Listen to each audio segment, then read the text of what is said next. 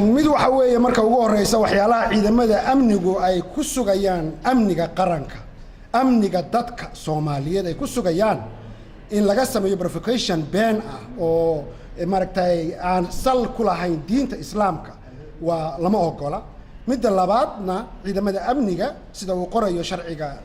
saxaafadda madaxweynaha jamhuuriyaddu saxay 9kii February waa inay wax kasta oo tallaabo ay ka qaadayaan wariyaasha iyo warbaahinta waa inay la soo xiriiraan wasaaradda warfaafinta aynay ku timaada hab sharciya lagu qabtaa hab sharciya lagu xidhaa hab sharciya lagula xisaabtamaa iyadoo ay ogtahay wasaaradda warfaafinta marka ciidamada amniga horena kulamaan ugala yeelanay haddana waxaan ka codsanaynaa in wariyaashaas haddii aanay ku jirin faldambiyada cad